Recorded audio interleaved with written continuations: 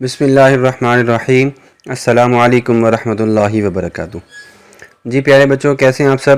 امید کرتے ہیں کہ آپ اللہ تعالیٰ کے فضل و کرم سے ٹھیک ٹھاک ہوں گے۔ آج ہماری سیکنڈ چیپٹر کی دوسری کلاس ہے۔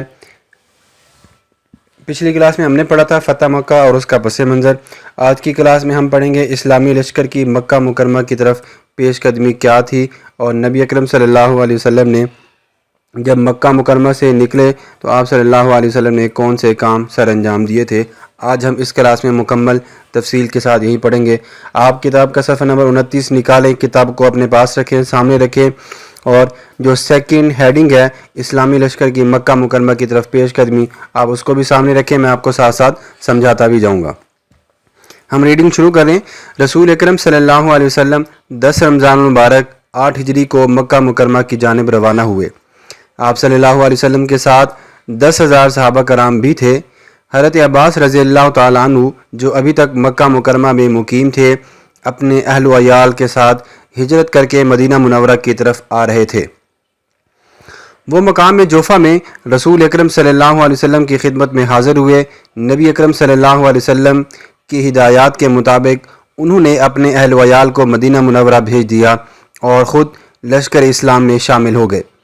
نبی اکرم صلی اللہ علیہ وسلم نے اپنا سفر جاری رکھا، اور آپ صلی اللہ علیہ وسلم کا آخری پڑاؤ مر الزہران میں تھا، جو کہ مکہ سے تھوڑے ہی فاصلے پر تھا۔ رسول اکرم صلی اللہ علیہ وسلم کے حکم سے تمام فوج نے الگ الگ جگہ پر آگ روشن کی۔ قریش کو لشکر اسلام کی روانگی کی اطلاع پہلے ہی پہنچ چکی تھی۔ تحقیق کے لیے ان میں ابو سفیان بن حرب اور حکیم بن حزام اور بدیل بن ورقہ کو بھیجا گیا۔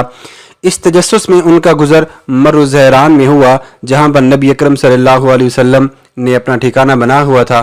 نبی اکرم صلی اللہ علیہ وسلم کے خیمے کی حفاظت پر جو دستہ متعین تھا، انہوں نے ابو سفیان وغیرہ کو دیکھ لیا اور پکڑ کر رسول اکرم صلی اللہ علیہ وسلم کی خدمت میں لے گئے۔ حضور اکرم صلی اللہ علیہ وسلم نے ابو سفیان کو اسلام کی دعوت دی۔ ابو سفیان نے آپ صلی اللہ علیہ وسلم کی دعوت قبول کر لی اور ایمان لے آئے۔ اس کے بعد جب نبی اکرم صلی اللہ علیہ وسلم مکہ مکرمہ کی طرف روانہ ہوئے تو حضرت عباس رضی اللہ تعالیٰ عنہ سے فرمایا کہ ابو سفیان کو پہاڑ کی چوٹی پر لے جا کر کھڑا کر دو تاکہ اللہ تعالیٰ کے لشکر کا نظارہ اپنی آنکھوں سے دیکھ لے۔ اب صفحہ نمبر 30 کو دیکھیں ذرا۔ آپ صلی اللہ علیہ وسلم نے ابو سفیان رضی اللہ تعالیٰ عنہ کو عزت دی اور فرمایا کہ جو کوئی ابو سفیان رضی اللہ تعالیٰ عنہ کو گھر میں پناہ دے گا اسے امان ہے۔ اس کے علاوہ جو ہتھیار ڈال دے، مسجد حرام میں داخل ہو جائے یا اپنا دروازہ بند کر لے، اس کو بھی امان ہے۔ حضرت ابو سفیان رضی اللہ تعالیٰ عنہ تیزی سے مکہ مکرمہ پہنچے اور حضور اکرم صلی اللہ علیہ وسلم کی طرف سے امان کا پیغام لوگوں کو دیا، اور قریش مکہ کو بتایا کہ ان میں مسلمانوں سے لڑنے کی ہمت نہیں ہے۔ حضور اکرم صلی اللہ علیہ وسلم مکہ مکرمہ میں داخل ہوئے اور آپ صلی اللہ علیہ وسلم نے اسلامی لشکر کو 4 حصوں میں تقسیم کر دیا۔ حضرت خالد بن ولید رضی اللہ تعالیٰ عنہ کے لشکر سے لڑنے کے لیے قریش کے کچھ نوجوان بھی آئے تھے، جو معمولی سی جھڑپ میں تقریباً 13 لاشیں چھوڑ کر بھاگ گئے۔ اس کے بعد حضرت خالد بن ولید رضی اللہ تعالیٰ عنہ کے گلی کوچوں سے ہوتے ہوئے کوہ صفا پر حضور اکرم صلی اللہ علیہ وسلم سے جا ملے۔ بچوں، آج کی کلاس ہماری یہیں تک تھی۔ اگلی کلاس میں ہم انشاءاللہ مسجد حرام میں داخلہ اس کے بارے میں پڑھیں گے۔ آج کی کلاس میں ہم نے اسلامی لشکر کی مکہ مکرمہ کی طرف پیش قدمی کیا تھی وہ پڑھا ہے۔ اب آپ کا کام کیا ہے؟ آپ کو میں بتا دوں کہ پچھلی کلاس میں ہم نے پڑھا تھا فتح مکہ اور اس کا پس منظر، اور اس میں میں نے آپ کو یہ کام دیا تھا کہ نبی اکرم صلی اللہ علیہ وسلم نے قریش مکہ کو کون سی 3 شرطیں پیش کی تھیں۔ آپ نے ان کو نوٹ بک پر لکھنا بھی ہے اور یاد بھی کرنا ہے۔ اور آج کا کام آپ کا یہ ہے کہ یہاں پر سب کتاب کا صفحہ نمبر 31 دیکھیں۔ سوال نمبر 2 ہے مختصر جوابات میں۔ سوال نمبر 2 ہے لشکر اسلام نے مر الزہران پہنچ کر کیا کام سر انجام دیا؟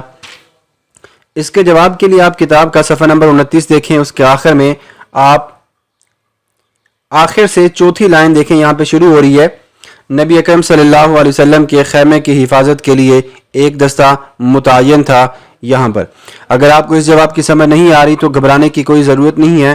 آخری کلاس میں مسجد حرام میں داخلہ اور اس کے بعد جب ہماری آخری کلاس ہوگی تو ہم اس میں دوبارہ مشق کو باقاعدہ طور پر تمام سوالات کو دوبارہ حل کریں گے۔ اور دوسرا سوال آپ کا آج کی کلاس کا آپ کا یہ ہے، حضور اکرم صلی اللہ علیہ وسلم نے ابو سفیان رضی اللہ تعالیٰ عنہ کی عزت افزائی کس طرح فرمائی؟ اس سوال کے جواب کو آپ نے یاد بھی کرنا ہے اور آپ نے اس کو نوٹ بک پہ بھی لکھنا ہے، اور اس کے جواب کو بھی آپ کو اس کا جواب کتاب کے صفحہ نمبر 29 کے بالکل آخر میں مل جائے گا۔ ٹھیک ہو گیا؟ یہاں سے اس کا جواب میں نے آپ کو بتا دیا تھا۔ ان دونوں سوالات کو آپ نے لکھنا بھی ہے اور یاد بھی کرنا ہے۔ اگلی کلاس میں ہم انشاءاللہ مسجد حرام میں داخلہ، اس کے بعد نبی اکرم صلی اللہ علیہ وسلم نے مسجد حرام میں داخل ہو کر کیا کام کیا، اس کو تفصیل کے ساتھ پڑھیں گے، اور اس کے بعد آخری کلاس میں ہم اس سبق کی مشق کو مکمل طور پر بھی حل کریں گے۔ آپ کا کام دوبارہ میں آپ کو بتا دیتا ہوں، آپ نے سوال مختصر جوابات جو ہیں سوال نمبر 2 اور سوال نمبر 3 یہ آپ نے اپنی نوٹ بک پہ لکھنے ہیں اور اس کو یاد کرنے ہیں۔ اگر آپ کو کسی بات کی سمجھ نہیں آئی تو آپ پچھلی ویڈیوز میں دیکھ سکتے ہیں، میں نے فتح مکہ پڑھانے سے پہلے اس کا پس منظر بھی آپ کو تفصیل کے ساتھ بتایا تھا۔ اس سبق کو، اس ویڈیو کو دوبارہ دیکھیے گا، اچھے سے دیکھیے گا تاکہ آپ کو سبق کی اچھے سے سمجھ آ جائے۔ تب اگلی ویڈیو کے آنے تک کے لیے اپنا بہت سارا خیال رکھیے گا۔ اللہ نگہبان۔